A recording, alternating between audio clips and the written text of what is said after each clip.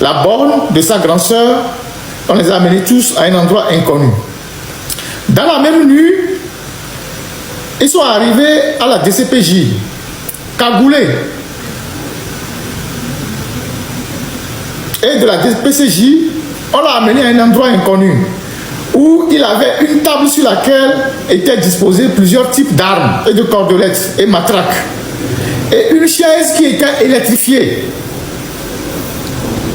Dans la journée du 28 juin 2025, dans cette résidence-là, dont il ne connaît pas l'endroit, il y a eu 3 personnes qui sont venues.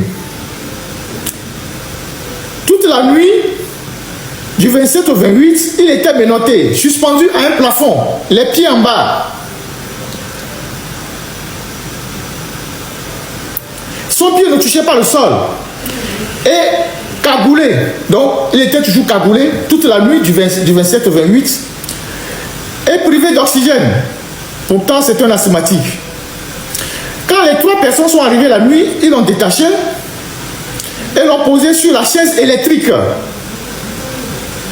qu'ils ont mis en fonction pour le torturer en lui posant des questions sur son engagement et qui le finance, comment, tout ça, et avec la violence qu'ils exerçaient sur lui. Et toute la nuit, il a été violenté, les douleurs partout, les supplications à l'endroit de ses bourreaux n'ont pas connu de suite. Il a été torturé, il a subi des maltraitances cruelles, des traitements inhumains et dégradants. Il a passé 6 jours là-bas, privé de nourriture, durant 4 jours. Il a fait une crise le 5e jour. Et ce garçon qui anime le compte, à mon avis, a été déféré à la prison civile de Lomé. Donc, voilà le sort qui lui a été réservé. C'est la fiche technique que j'ai lue. Je ne vais pas rentrer dans les détails. Voilà ce qu'ils lui ont fait subir quand ils l'ont arrêté en direct. Parce que c'est quelqu'un qui a été arrêté en direct pendant qu'il faisait son live. Et on apprend dans ce qui est dit là que ils l'ont torturé avec une chaise électrique. Vous imaginez que ces choses-là se passent au Togo. Ils l'ont torturé avec une chaise électrique. Après l'avoir suspendu au plafond pendant toute une nuit, encagoulé, les pieds ne touchant pas le sol, dans une résidence à Lomé dont il ignore l'endroit parce qu'on lui a mis la cagoule. Voilà ce que le Togo est devenu. Le Togo, le paradis de Fagne Gnassingbé. Le président qui nous promet que la 5e République sera une république merveilleuse. Voilà ce qui se passe au Togo.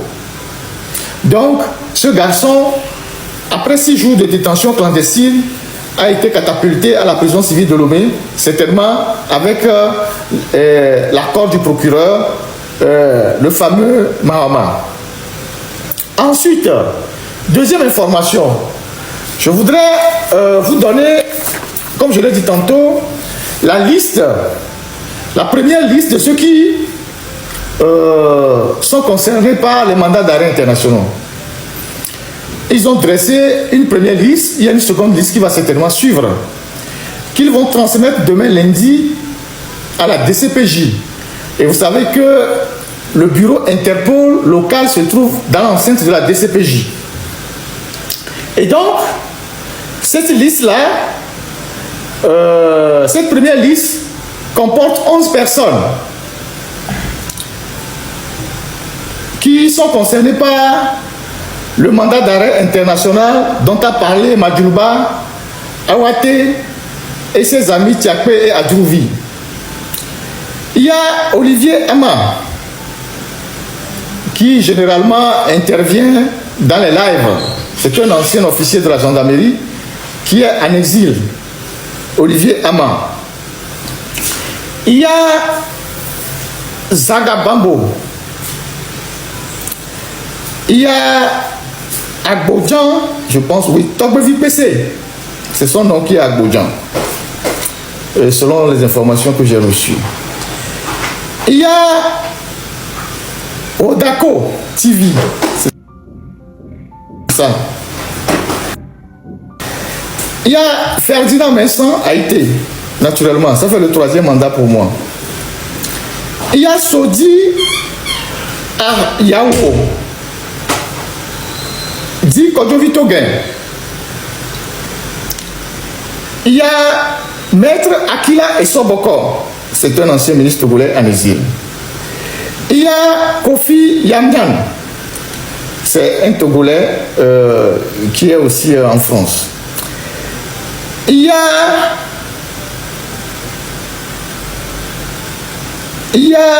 Mpetre Nda Marker. Voilà le nom qu'on m'a envoyé. Mpetre Nda Marker. Il y a Mathieu Nyasimbe. Je pense que ça fait... Il y a Date Fafadi Benissan. Je pense que c'est Raoul Leblanc.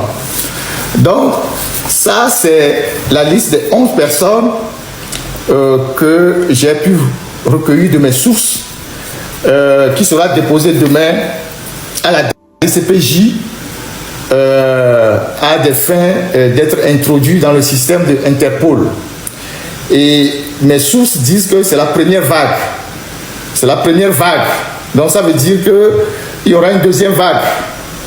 Et je pense qu'ils sont en train de faire un travail avec la documentation pour avoir l'identité réelle des gens. Parce que la plupart qui sont sur les réseaux sociaux ont des surnoms. Donc voilà ce que j'ai voulu partager avec vous comme information. Donc moi, en tant que Ferdinand, ça fait le 3e mandat d'arrêt. Je pense que c'est Olivier Ama et moi qui sommes les champions dans cette histoire-là. Ça fait le 3e mandat d'arrêt. Donc moi, je monte en grade et je vais devenir le major du groupe. Donc voilà. Donc je répète, il y a Zagabambo, Tokbevi PC, Mpetre Ndamak, Date Fafadi et Benissan Raoul, Olivier Ama, Akila Essoboko, Kofi Yamyan, Rodako TV, Sodi Yao, Kodjovitogen, Ferdinand Haïté, Mathieu Nyasimbe. Alors, en attendant d'avoir la deuxième liste, la dernière fois, il y a les avocats qui sont montés dans le live de nos compatriotes pour expliquer les conditionnalités de l'application d'un mandat d'arrêt. Outre ce travail pédagogique que les avocats ont eu à faire, je voudrais inviter tous ceux qui sont en Afrique à faire très attention. Parce que l'Afrique, c'est des États voyous. Les États africains ne respectent aucune convention qu'ils signent. La preuve, on a un collègue et ami qui est béninois. Je suis membre avec lui de Frontline Defenders, avec sa femme, qui était réfugié au Togo depuis 7 ans. Il s'appelle Hugues Koma Sosoupé. Il a été attiré dans un traquenard en Côte d'Ivoire.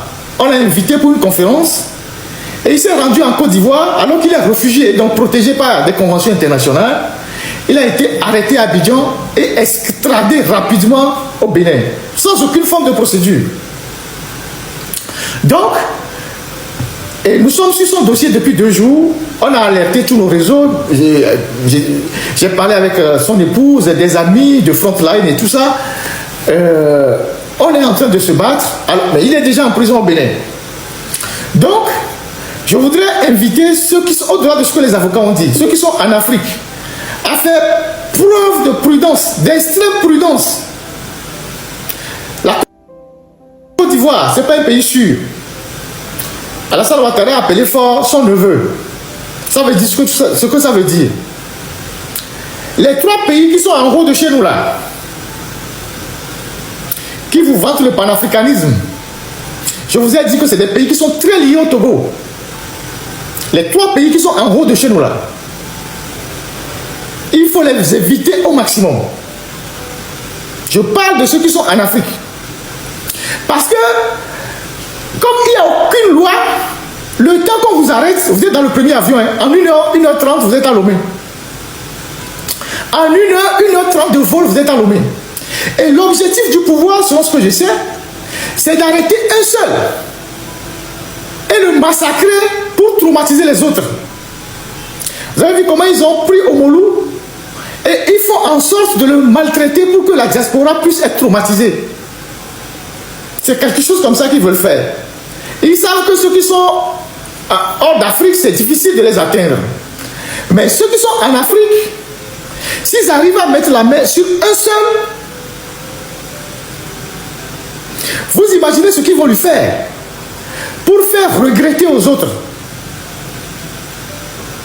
Donc, faites très attention dans vos déplacements. Ceux qui prennent des avions, si vous voulez prendre un vol qui va avoir une escale dans un pays, suivez très bien l'itinéraire du vol. Si vous prenez même un vol comme Askai et vous passez à l'escale au Togo, on vous sort de l'avion à Lomé. Parce que tous les données de ceux qui sont dans l'avion sont déjà communiqués aux Togolais.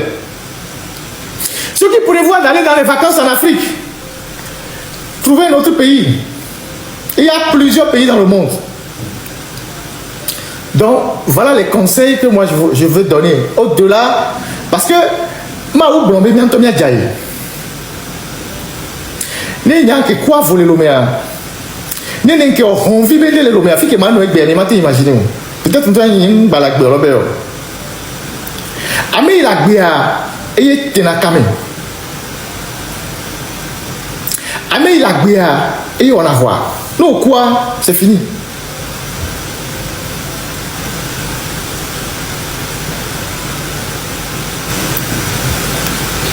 Donc, faites très attention. Moi, c'est des informations que je donne et je vous donne des conseils. Vous n'êtes pas libre de m'écouter, vous êtes libre de faire ce que vous voulez.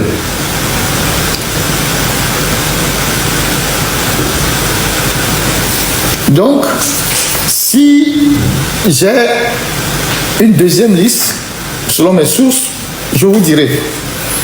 Donc, voilà la première liste que j'ai obtenue, que j'ai tenu à partager avec vous. Autre chose, j'ai appris que pour les manifestations à venir, les casernes sont consignées. Toutes les casernes sont consignées depuis quelques jours et les militaires même sont nerveux parce qu'on les prive de leur liberté. Certains se plaignent. Et j'ai parlé avec des gens qui disent qu'on leur dit que, bon, que le pouvoir peut tomber à tout moment, donc il faut qu'ils soient sur le qui-vive. Ça veut dire que dans le camp du pouvoir, il n'y a pas la sérénité. D'ailleurs, le ministre de l'administration territoriale, comment il s'appelle déjà,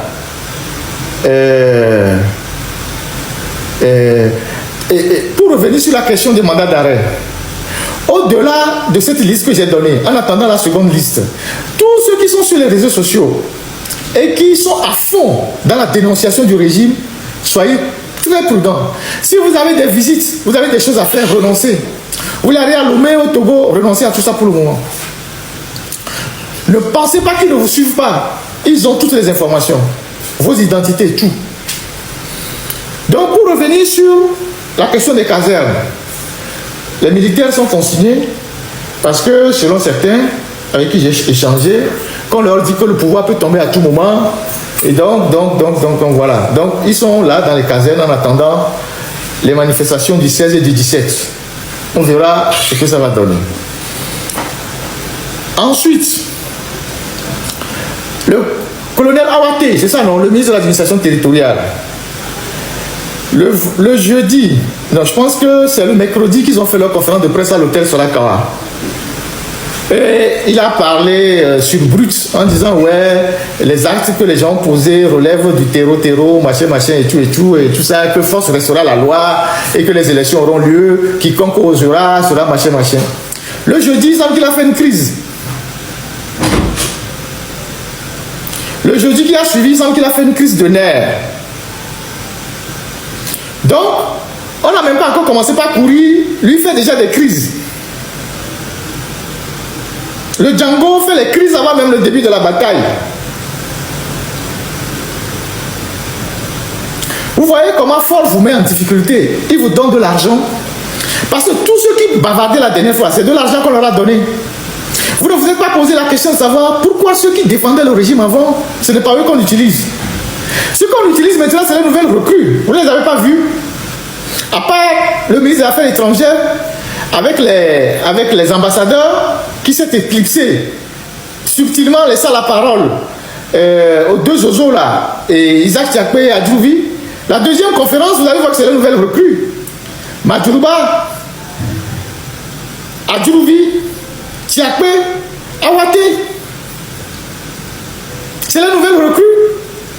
Leur patron a certainement dit, bon, prenez un peu d'argent, allez défendre. Et ils sont à fond. Quand vous voyez comment Isaac Tiakpe crie là, c'est qu'on lui a mis quelque chose dans la poche pour défendre les incongruités. Et c'est le mode opératoire de leur patron. Quelqu'un comme Gilbert Bahara était contre la nouvelle constitution. Il était contre la constitution. Il était même contre le régime parlementaire. Il y a une vidéo on avait interviewé, il était contre le régime parlementaire. Comme son patron lui a donné un peu d'argent, parce qu'il a des dizaines de maîtresses à gérer à Bruxelles, Paris, à Genève, à Lomé, dès qu'on lui a mis un peu d'argent, c'est lui qui sort. Il est offensif partout, il crie. Tous ces gens-là, c'est une bande d'hypocrites. Hypocrisie totale. Totale. Donc, Awate, bonne guérison. La course n'a pas encore commencé. Il semble qu'on veut te tuer, qu'on te donne de l'urticaire. Non. Un militaire n'a pas peur de la bataille. Donc, en avant. Ensuite, toujours dans la rubrique des informations, je voulais parler du Pegasus. Toujours à titre d'information. Je l'ai dit la semaine dernière. Je le dis encore. Les Israéliens qui s'occupent du Pegasus sont à Lomé. Ils sont à fond dans la surveillance numérique. À Lomé. Et vous savez comment le Pegasus fonctionne? C'est un logiciel espion qu'on envoie sur ton téléphone. On infecte le téléphone. Et quand on infecte ton téléphone, ils ont la possibilité, si tu as 3, 4, 5 téléphones dans la même chambre, ils ont la possibilité d'écouter tous les téléphones. Si tu communiques avec. Ils ont un système d'amplificateur qui leur permet même d'augmenter le volume pour tout écouter. Donc, ils sont à fond dans le pays actuellement, dans la surveillance numérique. Et la grande partie de l'argent du Togo, c'est dans ça que font investir. La surveillance numérique pour la protection de son fauteuil.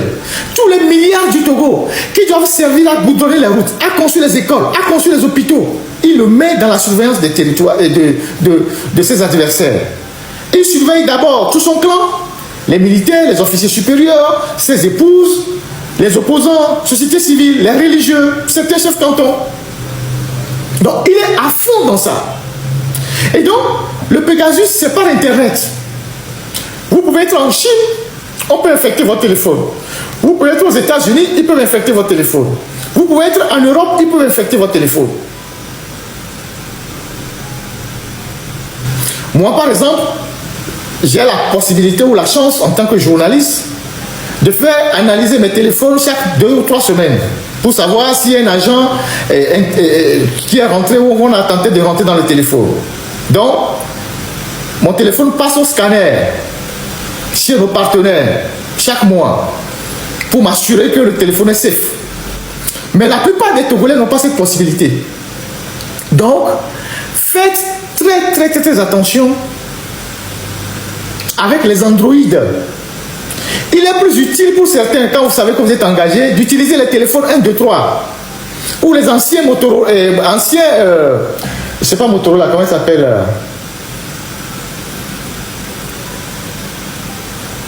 le téléphone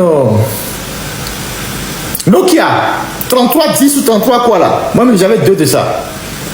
Avant c'est ce que Ford utilisait. Donc, si vous voulez faire des appels confidentiels, prenez un autre numéro, utilisez les téléphones 1, 2, 1 plus 1 ou 1, 2, 1 plus 1 ou 1, 2, 3. Vous savez que les renseignements, quand vous allez dans les commissariats, vous allez dans la brigade de sûreté, vous allez voir que tous les agents n'utilisent pas leur Android. Ils reçoivent les consignes sur les téléphones qui ne sont pas sur Android. Les téléphones ordinaires, 1 plus 1. Donc, ayez ces téléphones-là avec vous pour vos conversations les plus, je dirais, les plus confidentielles. il y a toujours 1000 moyens de contourner la censure. Évitez, je ne sais pas, si vous avez plusieurs téléphones et que vous êtes dans votre chambre ou dans votre appartement et que vous avez l'impression que vous êtes une cible. Si vous voulez utiliser un autre Android, allez sur la terrasse, laissez le téléphone principal dans la chambre. Sortez avec le téléphone secondaire, restez sur la terrasse pour communiquer. Laissez le téléphone principal dans la chambre. Ils sont à fond dans la surveillance. Et voilà, gars, j'espère que vous avez tous suivi la vidéo du début jusqu'à la fin, voilà. C'était encore Ferdinand Haïti qui fait de grosses opérations. Et vous avez écouté, je vais répéter encore, c'est la nostalgie. La nostalgie de Ferdinand Haïti que vous venez de voir tout à l'heure. Et j'espère bien que tous ceux qui n'étaient pas truc là, ils ont vu, ils ont écouté tout ce que Ferdinand Haïti a eu à dire, tout ce qui s'est passé, tout. Voilà, vous avez écouté, je vous mets avec vos propres oreilles, vos propres. Vous avez regardé avec vos propres yeux. Voilà, il n'y a plus grand chose à dire. Donc, on dit souvent.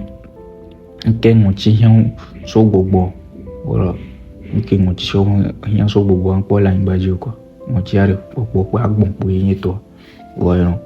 Voilà, donc c'est de ça qu'il s'agit. Et j'espère bien que vous avez kiffé de ouf. Et cette intervention de Ferdinand Haïti qui vient de passer. Voilà. Et je vous fais appel à vous de vous abonner massivement pour ne rien rater. Voilà, vous savez, aujourd'hui c'est dimanche. Peut-être Ferdinand Haïti va encore sortir des lourdes choses. Voilà, donc on attend encore. Et depuis que cette histoire de la Vibo est apparue, il n'a plus fait de sortie. Mais on attend le moment parce que je sais que s'il vient en même temps là, tout sera clair, sauf si lui-même ne veut pas intervenir à ce sujet-là. Voilà, si vous me connaissez, si Ferdinand Haïti vient comme ça en même temps là, il faut savoir que l'affaire de la vie beau là même, c'est calé. Là, c'est calé fouata comme ça. Voilà. Vraiment au fait. Les doutes que les gens disent que l'information m'est venue que la vie boit quoi. Oh, l'information m'est venue que la vie boit quoi. Là, tout ça là, ça serait clos. Parce que l'info même là, c'est Ferdinand Haïti qui va venir donner ça aujourd'hui s'il sort. Sauf s'il ne sort pas, ou bien sauf s'il ne veut pas interférer dans cette affaire de la vie boit tout. Sinon, on sait tous que si je viens là, je sors là. Si parle en même temps de ça, c'est fini. Oh, tout est gâté. C'est gâté au fait. C'est gâté dans le quartier. C'est gâté au quartier au fait. C'est gâté au quartier. Voilà. Et ce qui est marrant aussi, c'est que peut-être, comme la Bible aussi disait, voilà, qu'il ne fait pas la politique et tout, peut-être, il ne va pas intervenir. Parce que lui ne le voyait pas dans les trucs là. Peut-être si c'était quelqu'un comme Zaga ou quelque chose, quelqu'un qui était truc là, quand qui tourne ton genre, quand il là qui tourne ton genre, là qu'en vidéo, voilà. Peut-être que comme c'est la vie beau, lui aussi il disait que voilà, il ne fait pas la politique, donc on va arrêter, je sais pas. Peut-être s'il sort pour parler, c'est parce que et les gens sont dans l'inquiétude, les gens ne savent pas ce qui se passe. Voilà. Sinon, pour bientôt bien, et Ferdinand Haïti, lui, il est toujours avec ceux qui font la lutte et tout. Voilà. Donc, Ferdinand et Ayubom qui ont la lutte entre griffes, je ne sais pas, parce que moi, je ne suis pas la vie beau comme ça. C'est l'affaire là qui est venue, que moi je suis parti voir certaines de ces vidéos. Pour moi, je ne les suis pas comme ça. Je ne suis pas la Vibo comme ça, d'accord. Donc, On espère. Voilà, on va attendre aujourd'hui l'heure cruciale, au fait. Et attendre l'heure cruciale là. C'est de ça qu'il s'agit. Et j'espère bien que l'école missionnaire par la pluie. Et il n'y avait pas la pluie au bas. Parce qu'il dit qu'il y a de maladies. Il y a de maladies. Donc, on espère qu'il va sortir. S'il ne sort pas, on espère aussi qu'il va bien. On espère aussi qu'il va bien. Voilà, c'est tout ce que moi je peux dire. Bon, bref, les gars, abonnez-vous massivement pour me soutenir. N'oubliez pas aussi d'activer la cloche de notification, à partager. On se voit après. Bisous, bisous. Je vous aime. Ciao.